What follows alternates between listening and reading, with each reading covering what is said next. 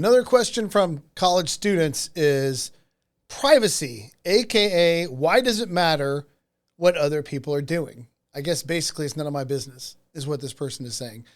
And if the unborn are not one of us, then you're right. But you don't need any justification for abortion if they're just like a tooth that needs to be removed.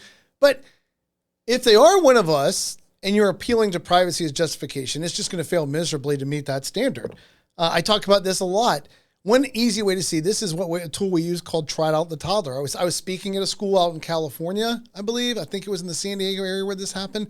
And a gentleman in the back of the room that was on staff at the school where I was speaking stood up and he said, during Mr. Watt's privacy, the women have a right to privacy. And that's what Roe v. Wade had said, right? The women have a right to medical privacy without the interference of the community or the state. They can make their own private medical decisions. That women's right to privacy must be protected. So they must protect the right to abortion through that. I said, I agree with you. Privacy is important. I am a very private individual, very introverted guy. I'd rather be reading my books than be out in public most of the time. And I don't want people all in my business either. And in most cases, what other people does is none of my business. Except what we're talking about here, if the unborn are human, and I believe that the best scientific and philosophical arguments say they are one of us, then this is not the kind of thing that can be covered by privacy. And I put my hand on my hip and I said, I want you to sort of imagine that I have a 2-year-old little girl standing next to me up here on the stage. And this 2-year-old little girl is my next door neighbor. And every night in the privacy of her own home, her father viciously abuses her.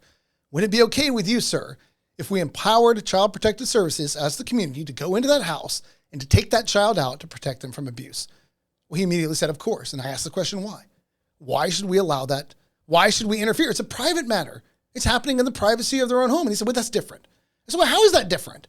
He said, well, it's not the same. I said, well, how is it not the same? And I just kept pushing and pushing, asking questions. I finally said, why do we have a right to violate the privacy of my neighbor's home to take that child out? And then he stood up getting angry and he said, because privacy is not a justification for the abuse of other human beings. I said, well, I agree with you.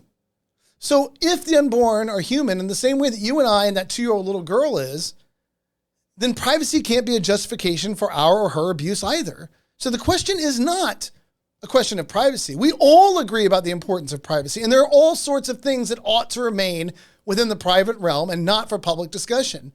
But the destruction or abuse of other human beings just isn't one of them. So if the unborn are human, just like you and I are, then they have no reason to believe that we have the right to privacy when it comes to destroying innocent human life. The unjust destruction of innocent human life requires us to care about things, even if those things other people may believe fall into the realm of privacy.